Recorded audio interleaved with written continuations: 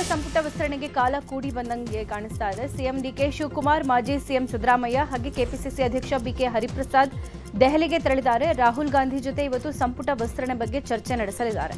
ಸುಮಾರು 20 ಮಂದಿಗೆ ಸಚಿವ ಸ್ಥಾನ ಸಿಗೋ ಸಾಧ್ಯತೆ ಇದೆ. ಈ ಪಟ್ಟಿಯಲ್ಲಿ ಸಿದ್ದರಾಮಯ್ಯ ಕಾಲದಲ್ಲಿ ಸಚಿವರಾಗಿದ್ದ 4 ಮಂದಿಗೆ ಅವಕಾಶ ಇದೆ ಎನ್ನಲಾಗಿದೆ. ಇನ್ನುಳಿದಂತೆ ಹೊಸಬರಿಗೆ ಮಣೆ ಹಾಕ್ತಾರೆ ಅಂತ ಹೇಳಲಾಗ್ತಾ ಇದೆ. ಇದೇ 20ರ ಒಳಗೆ ಪಟ್ಟಿ ಫೈನಲ್ ಆಗಿ ಘೋಷಣೆ ಆಗೋ ಸಾಧ್ಯತೆ ಇದೆ. ಸಚಿವ ಸಂಪುಟ ವಿಸ್ತರಣೆ ವಿಚಾರಕ್ಕೆ ಸಂಬಂಧಪಟ್ಟಂತೆ ಲೋಕೋಪಯೋಗಿ ಸಚಿವ ಸತೀಶ್ ಜಾರಕಿಹೊಳಿ ರಿಯಾಕ್ಷನ್ ಕೊಟ್ಟಿದ್ದಾರೆ. ಉಡುಪಿಯಲ್ಲಿ ಮಾತನಾಡಿದ ಅವರು, ದೆಹಲಿಯಲ್ಲಿ ಇವತ್ತು ಮೀಟಿಂಗ್ ಕರೆದಿದ್ದಾರೆ. 2-3 ದಿನಗಳಲ್ಲಿ ಸಂಪುಟ ಆಗಬಹುದು.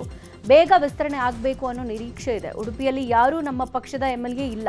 ಸಚಿವ ಸ್ಥಾನ ಸಿಗೋದು ಕಷ್ಟ ಅಂತ ಹೇಳಿದ್ರು. ಬಿಡದಿ ಟೌನ್ಶಿಪ್ ವಿಚಾರದಲ್ಲಿ ರಾಜಕೀಯ ಮೇಲಾಟ ಜೋರಾಗಿದೆ. ಬಿಡದಿ ಟೌನ್ಶಿಪ್ ವಿಚಾರವಾಗಿ ಸಿಎಂ ಡಿಕೆ ಶಿವಕುಮಾರ್ ಮಹತ್ವದ ಘೋಷಣೆ ಮಾಡಿದ್ದಾರೆ. ಟೌನ್ಶಿಪ್ ನಿರ್ಮಾಣದ ಬಗ್ಗೆ ಸಮಿತಿ ರಚನೆ ಮಾಡ್ತೀನಿ ಅಂತ ಹೇಳಿದ್ದಾರೆ. ಕ್ಯಾಬಿನೆಟ್ನಲ್ಲಿ ಚರ್ಚೆ ನಡೆಸಿ ಸಮಿತಿ ಘೋಷಣೆ ಮಾಡ್ತೀನಿ. ಈ ಸಮಿತಿಯಲ್ಲಿ ಶಾಸಕ, ಅಧಿಕಾರಿ, ಜಡ್ಜ್ ಅಥವಾ ನಿವೃತ್ತ ಜಡ್ಜ್ ಇರ್ತಾರೆ ಅಂತ ಹೇಳಿದ್ದಾರೆ. ಇನ್ನು ಸಮಿತಿ ವರದಿ ನೀಡೋಕೆ 2 ತಿಂಗಳ ಸಮಯ ಇದೆ. ಈ ಅವಧಿಯಲ್ಲಿ ಯಾರು ಟೌನ್ಶಿಪ್ಗೆ ಜಮೀನು ಕೊಡ್ತಾರೆ ಕೊಡ್ಲಿ, ಬಲವಂತವಾಗಿ ಭೂ ಸ್ವಾಧೀನ ಮಾಡಲ್ಲ ಅಂತ ಹೇಳಿದ್ರು. ಟೌನ್ಶಿಪ್ ವಿಚಾರದಲ್ಲಿ ಸಮಿತಿ ರಚನೆ ಮಾಡುವ ವಿಚಾರಕ್ಕೆ ಬಿಜೆಪಿ ರಾಜ್ಯಾಧ್ಯಕ್ಷ ಬಿವೈ ವಿಜಯೇಂದ್ರ ವಾಗ್ದಾಳಿ ನಡೆಸಿದ್ರು. ಕೊಪ್ಪಳದಲ್ಲಿ ಮಾತನಾಡಿದ ವಿಜಯೇಂದ್ರ, ಬೆಂಗಳೂರಿನ ಬಿಡದಿ ವಿಚಾರದಲ್ಲಿ ಸಿಎಂ ಬಂಡಾಟ ಮಾಡ್ತಾ ಇದ್ದಾರೆ. ಮುಖ್ಯಮಂತ್ರಿಗಳ ಮೊಂಡುತನದಿಂದ ಬಿಡದಿ ಮತ್ತು ಸುತ್ತಮುತ್ತಲ ರೈತರ ಮೇಲೆ ದೌರ್ಜನ್ಯ ಆಗ್ತಾ ಇದೆ. ತಕ್ಷಣ ಬಿಡದಿ ಟೌನ್ಶಿಪ್ ಯೋಜನೆ ನಿಲ್ಲಿಸಬೇಕು ಅಂತ ಆಕ್ರೋಶ ವ್ಯಕ್ತಪಡಿಸಿದ್ರು. ನಾಳೆ ಫ್ರೀಡಂ ಪಾರ್ಕ್ನಲ್ಲಿ ಬೃಹತ್ ಹೋರಾಟ ಮಾಡ್ತೀವಿ, ರೈತರ ವಿರುದ್ಧದ ಪ್ರಕರಣಗಳನ್ನು ಹಿಂಪಡೆಯೋಕೆ ಆಗ್ರಹಿಸ್ತೀವಿ ಅಂತ ಹೇಳಿದ್ರು. ಇನ್ನು ಬಿಡದಿ ಟೌನ್ಶಿಪ್ ಬಗ್ಗೆ ಸಮಿತಿ ರಚನೆಗೆ ಸಂಬಂಧಪಟ್ಟಂತೆ ವಿಪಕ್ಷ ನಾಯಕ ಆರ್ ಅಶೋಕ್ ಕೂಡ ಪ್ರತಿಕ್ರಿಯಿಸಿ ಸಿಎಂ ಡಿಕೆಶಿ ವಿರುದ್ಧ ಕಿಡಿಕಾರಿದ್ದಾರೆ. ಕಾಂಗ್ರೆಸ್ ಸಮಿತಿಗಳು ಬುರುಡೆಗಳ ಥರ ಸಿಎಂ ಬಿಡದಿ ರೈತರ ಹೋರಾಟ ಹತ್ತಿಕ್ತಾ ಇದ್ದಾರೆ. ಸಮಿತಿ ರಚನೆ ಮಾಡ್ತಾ ಇರೋದೇ ಹಾಸ್ಯಾಸ್ಪದ. ಈ ಟೌನ್ಶಿಪ್ ಕುಮಾರಸ್ವಾಮಿ ಅವರ ಕನಸಿನ ಕೂಸು ಅನ್ನೋದಕ್ಕೆ ಸಾಕ್ಷ್ಯ ಇದೆಯಾ ಅಂತ ಪ್ರಶ್ನೆ ಮಾಡಿದ್ದಾರೆ. ಹೀಗೆ ಆಡಿದ್ರೆ ಕಾಂಗ್ರೆಸ್ ಸರ್ಕಾರವೂ ಬಿದ್ದೋಗುತ್ತೆ ಅಂತ ವಾಗ್ದಾಳಿ ನಡೆಸಿದ್ದಾರೆ.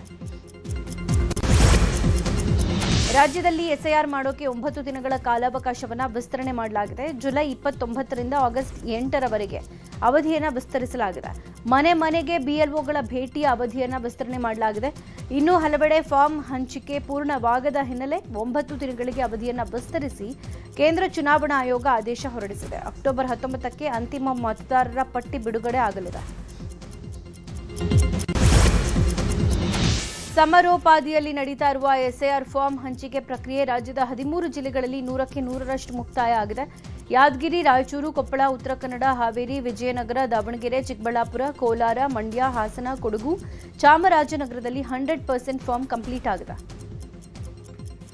ಎಸ್ಐಆರ್ ಫಾರ್ಮ್ ಹಂಚಿಕೆಯಲ್ಲಿ ಬೆಂಗಳೂರು ಕಳಪೆ ಸಾಧನೆ ಮುಂದುವರೆದಿದೆ. ಬೆಂಗಳೂರಲ್ಲಿ ಅತ್ಯಂತ ಕಡಿಮೆ ಎನ್ಯೂಮರೇಷನ್ ಫಾರ್ಮ್ ಹಂಚಿಕೆ ಆಗಿರುವುದು. ರಾಜ್ಯದಲ್ಲೇ ಬೆಂಗಳೂರು ನಗರ ಜಿಲ್ಲೆಯಲ್ಲಿ ಅತ್ಯಂತ ಕಡಿಮೆ ಆಗಿದ್ದು, ಜಿಲ್ಲೆಯಲ್ಲಿ ಇಲ್ಲಿವರೆಗೆ 75% ಮಾತ್ರ ಫಾರ್ಮ್ ಹಂಚಿಕೆ ಆಗಿದೆ.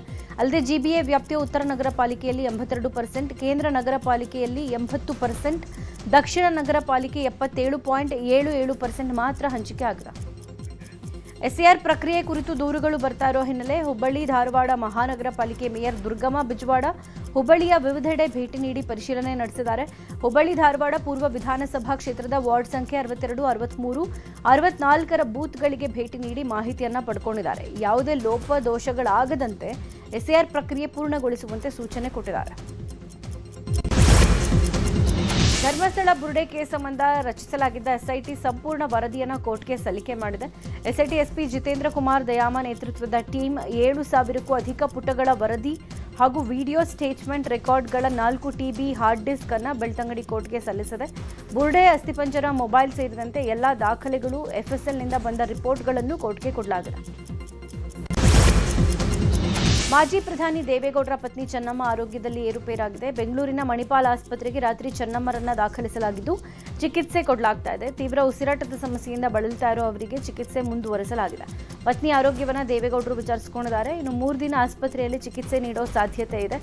ಆಸ್ಪತ್ರೆಗೆ ಪುತ್ರ ರೇವಣ್ಣ ಆಗಮಿಸಿ ಆರೋಗ್ಯ ವಿಚಾರಿಸಿದರು. ಗೃಹ ಸಚಿವ ಪ್ರಿಯಾಂಕ್ ಖರ್ಗೆ ತವರು ಜಿಲ್ಲೆ ಕಲಬುರಗಿಯ ಸೆಂಟ್ರಲ್ ಜೈಲಿನಿಂದ 3 ಖೈದಿಗಳು ಎಸ್ಕೇಪ್ ಆಗಿದ್ದ ಕೇಸ್ಗೆ ಸಂಬಂಧಪಟ್ಟಂತೆ 8 ಅಧಿಕಾರಿಗಳ ತಲೆದಂಡ ಆಗಿದೆ. ಕರ್ತವ್ಯ ಲೋಪ ಹಿನ್ನೆಲೆ 8 ಜನರನ್ನು ಅಮಾನತು ಮಾಡಿ ಕಾರಾಗೃಹ ಇಲಾಖೆ ಡಿಜಿಪಿ ಅಲೋಕ್ ಕುಮಾರ್ ಆದೇಶ ಹೊರಡಿಸಿದ್ದಾರೆ. ಜೈಲು ಅಧೀಕ್ಷಕ ರಾಕೇಶ್ ಕಾಂಬ್ಳೆ, ಸಹಾಯಕ ಅಧೀಕ್ಷಕ ಬಿ ಸುರೇಶ್, ಜೈಲರ್ ಶ್ರೀಮಂತಗೌಡ ಪಾಟೀಲ್, ರಾತ್ರಿಯ ವೇಳೆ ಡ್ಯೂಟಿಯಲ್ಲಿದ್ದ ವಾರ್ಡರ್ಗಳಾದ ನಿಂಗಣ್ಣ, ಯಮನಪ್ಪ, ಕುರುಬರ, ಬಸವರಾಜ್ ಮೇತ್ರಿ, ಸಾವಿತ್ರಿ ತಳಕೇರಿ, ಅಜೀಂ ಸಿಬ್ಬಂದಿಗಳನ್ನು ಸಸ್ಪೆಂಡ್ ಕೂಡ ಮಾಡಲಾಗಿದೆ. ಎಸ್ಕೇಪ್ ಆಗಿದ್ದ ಮೂವರಲ್ಲಿ ಒಬ್ಬ ಸಿಕ್ಬಿದ್ದಾನೆ, ಇನ್ನಿಬ್ಬರಿಗೆ ಶೋಧ ಮುಂದುವರೆದಿದೆ.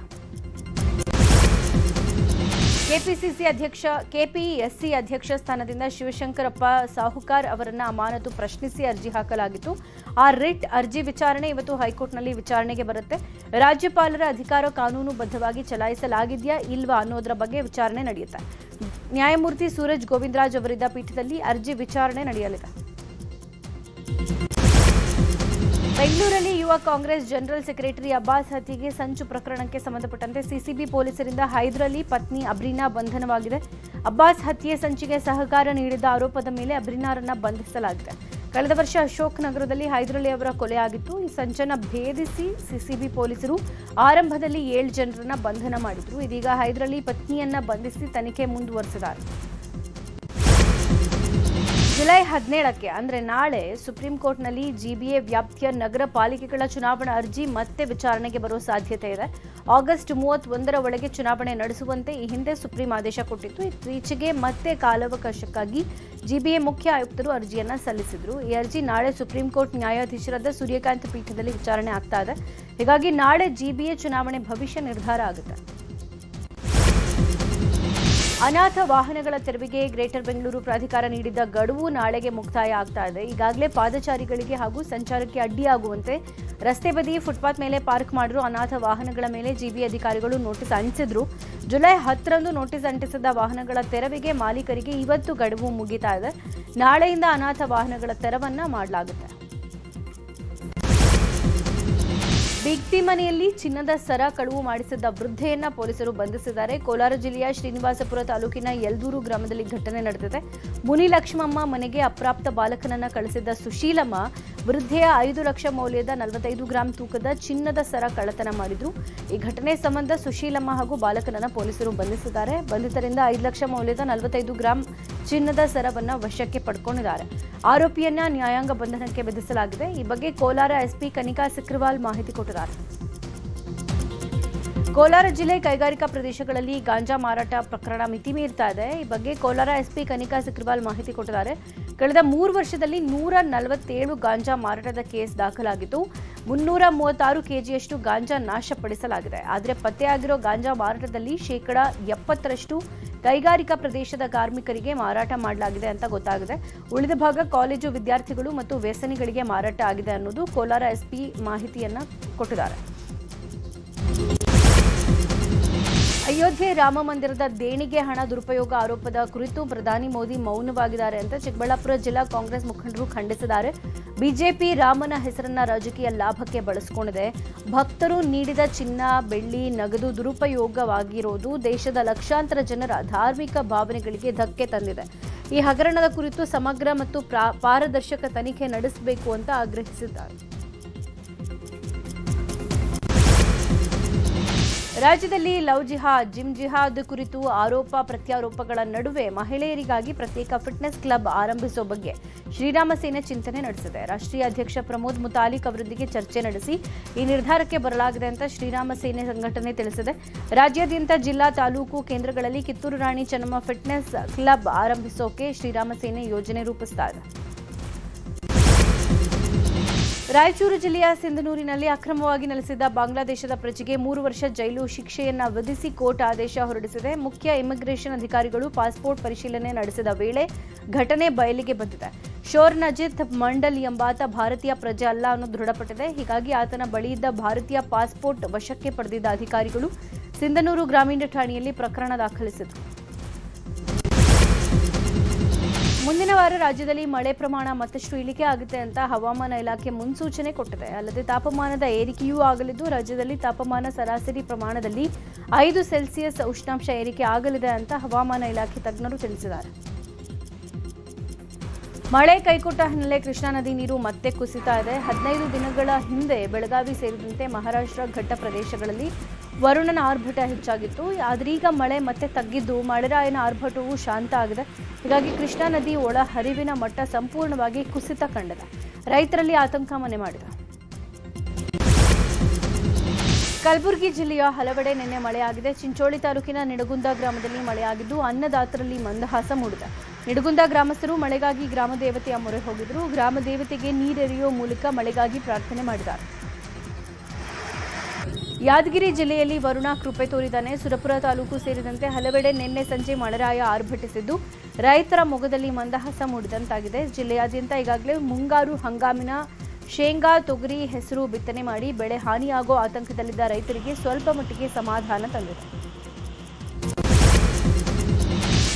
ಕೇಂದ್ರ ಸಚಿವ ಸಂಪುಟ ದೇಶದ ಮೂಲಸೌಕರ್ಯ ಉತ್ಪಾದನೆ ಮತ್ತು ಕೈಗಾರಿಕಾ ಪ್ರಗತಿಗೆ ವೇಗ ನೀಡೋಕೆ ಒಟ್ಟು 2.19 ಲಕ್ಷ ಕೋಟಿ ವೆಚ್ಚದ 7 ಬೃಹತ್ ಮೆಗಾ ಯೋಜನೆಗಳಿಗೆ ಅನುಮೋದನೆ ಕೊಟ್ಟಿದೆ. ದೇಶದಲ್ಲಿ ಮೊಬೈಲ್ ಮತ್ತು ಎಲೆಕ್ಟ್ರಾನಿಕ್ ಉತ್ಪಾದನೆಯನ್ನು ಹೆಚ್ಚಿಸೋಕೆ ಪ್ರಮುಖ ಯೋಜನೆಗಳಿಗೆ ಹಸಿರು ನಿಶಾನೆ ತೋರಲಾಗಿದೆ. ಮೂಲಸೌಕರ್ಯ ಅಭಿವೃದ್ಧಿ ಮತ್ತು ಪ್ರಯಾಣಿಕರ ಅನುಕೂಲಕ್ಕಾಗಿ ಹೊಸ ರೈಲ್ವೆ ಯೋಜನೆಗಳಿಗೆ ಗ್ರೀನ್ ಸಿಗ್ನಲ್ ಕೊಟ್ಟಿದೆ. ರೈತರಿಗೆ ಅನುಕೂಲವಾಗುವಂತೆ ರಸಗೊಬ್ಬರ ಸಬ್ಸಿಡಿ ಮತ್ತು ಪೂರೈಕೆಗೆ ಸಂಬಂಧಪಟ್ಟ ನಿರ್ಧಾರಗಳನ್ನು ಕೈಗೊಳ್ಳಲಾಗಿದೆ. ಇನ್ನು ಸೆಮಿ ಕಂಡಕ್ಟರ್ಗಳ ಉತ್ಪಾದನೆಗೆ ಉತ್ತೇಜನ ನೀಡುವ ಮೂಲಕ ತಂತ್ರಜ್ಞಾನ ಕ್ಷೇತ್ರದಲ್ಲೂ ಭಾರತವನ್ನು ಸ್ವಾವಲಂಬಿಯಾಗಿಸುವ ಯೋಜನೆಗಳನ್ನು ರೂಪಿಸಲಾಗುತ್ತದೆ. ಅಮೆರಿಕ ಮತ್ತು ಇರಾನ್ ನಡುವೆ ಭೀಕರ ಯುದ್ಧ ತೀವ್ರ ಸ್ವರೂಪ ಪಡೀತಾ ಇದ್ದು ಮಧ್ಯಪ್ರಾಚ್ಯದಲ್ಲಿ ಪರಿಸ್ಥಿತಿ ಉದ್ವಿಗ್ನವಾಗಿದೆ. ಇರಾನ್ನ ಬಂದರು ನಗರಿಗಳಾದ ಬಂದರ್ ಅಬ್ಬಾಸ್, ಬುಷೆಹರ್, ಕ್ಷೆಮ್ ದ್ವೀಪ ಹಾಗೂ ಬಾಂಪುರ ಸೇನಾ ನೆಲೆಗಳ ಮೇಲೆ ಅಮೆರಿಕ ಯುದ್ಧ ವಿಮಾನಗಳು ದಾಳಿ ನಡೆಸಿವೆ. ಈ ಮಧ್ಯೆ ಇರಾನ್ನ ಶಕ್ತಿಶಾಲಿ ಮಿಲಿಟರಿ ಪಡೆಯಾದ ಐಆರ್ಜಿಸಿ, ಬಹ್ರೇನ್ನಲ್ಲಿರುವ ಅಮೆರಿಕದ ನೌಕಾಪಡೆ ಪ್ರಧಾನ ಕಚೇರಿ, ಕುವೈತ್ನ ಲಾಜಿಸ್ಟಿಕ್ಸ್ ಹಬ್ ಹಾಗೂ ಜೋರ್ಡನ್ನಲ್ಲಿರುವ ಅಮೆರಿಕದ ವಾಯು ನೆಲೆಗಳ ಮೇಲೂ ಕ್ಷಿಪಣಿ ಮತ್ತು ಡ್ರೋನ್ ದಾಳಿ ನಡೆಸಿರುವುದಾಗಿ ಹೇಳಿಕೊಂಡಿದೆ. ಈ ಮಧ್ಯೆ ಹರ್ಮುಜ್ ಜಲಸಂಧಿ ಮತ್ತೆ ಬಂದಾಗಿದ್ದು ಜಾಗತಿಕ ತೈಲ ಬಿಕ್ಕಟ್ಟು ಮತ್ತೆ ಉಲ್ಬಣಿಸೋ ಎಲ್ಲ ಲಕ್ಷಣ ಇದೆ. ಫಿಫಾ ವರ್ಲ್ಡ್ ಕಪ್ನಲ್ಲಿ ಫೈನಲ್ ಅರ್ಜೆಂಟೀನಾ ಹಾಗೂ ಸ್ಪೇನ್ ಮುಖಾಮುಖಿ ಆಗ್ತಾ ಇದೆ. ಜುಲೈ 19ರಂದು ಅಮೆರಿಕದ ನ್ಯೂಯಾರ್ಕ್ನಲ್ಲಿ ಫೈನಲ್ ಪಂದ್ಯ ನಡೀತಾ ಇದೆ. ಸೆಮಿಫೈನಲ್ನಲ್ಲಿ 2ರಲ್ಲಿ ಇಂಗ್ಲೆಂಡ್ ವಿರುದ್ಧ ಗೆದ್ದು ಬೀಗಿದ ಹಾಲಿ ಚಾಂಪಿಯನ್ ಅರ್ಜೆಂಟೀನಾ ಮತ್ತೊಮ್ಮೆ ಪ್ರಶಸ್ತಿ ಗೆಲ್ಲೋಕೆ ಎದುರು ನೋಡ್ತಾ ಇದೆ. ಇಂಗ್ಲೆಂಡ್ 1 ಗೋಲ್ ಗಳಿಸಿದ್ರೆ ಅರ್ಜೆಂಟೀನಾ 2 ಗೋಲ್ ಗಳಿಸಿ ಫೈನಲ್ಗೆ ಎಂಟ್ರಿ ಪಡ್ಕೊಂಡಿದೆ. ಇಂಗ್ಲೆಂಡ್ ವಿರುದ್ಧ ಮೊದಲ ಏಕದಿನ ಪಂದ್ಯ ಗೆದ್ದ ಭಾರತ ಸರಣಿ ಗೆಲುವಿನ ನಿರೀಕ್ಷೆಯಲ್ಲಿದೆ. ಇವತ್ತು ಕಾರ್ಡಿಫ್ನಲ್ಲಿ 2ನೇ ಏಕದಿನ ಪಂದ್ಯಕ್ಕೆ ಕಣಕ್ಕಿಳಿಯಲಿದೆ. ಟಿ20 ಸರಣಿಯಲ್ಲಿ ಅಬ್ಬರಿಸಿದ ಇಂಗ್ಲೆಂಡ್ ಟೀಮ್ ಏಕದಿನದಲ್ಲಿ ಮಂಕ್ ಆಗಿದೆ. ಪ್ರಮುಖ ಬ್ಯಾಟ್ಸ್ಮನ್ಗಳು ಕಳೆದ ಮ್ಯಾಚ್ನಲ್ಲಿ ನಿರೀಕ್ಷಿತ ಪ್ರದರ್ಶನ ಕೊಟ್ಟಿಲ್ಲ. ಭಾರತ ತಂಡದಲ್ಲೂ ವಿರಾಟ್ ಕೊಹ್ಲಿ, ರೋಹಿತ್ ಶರ್ಮಾ ಅಷ್ಟೊಂದೇನೂ ಮಿಂಚಲಿಲ್ಲ. ಇಂದಿನ ಪಂದ್ಯದಲ್ಲಿ ಕೊಹ್ಲಿ ಬ್ಯಾಟ್ನಿಂದ ಸ್ಫೋಟಕ ಇನ್ನಿಂಗ್ಸ್ನ ನಿರೀಕ್ಷೆ ಇದೆ. 3 ಪಂದ್ಯಗಳ ಸರಣಿ ಕೈವಶಕ್ಕೆ ಭಾರತ ಪಣತೊಟ್ಟಿದೆ.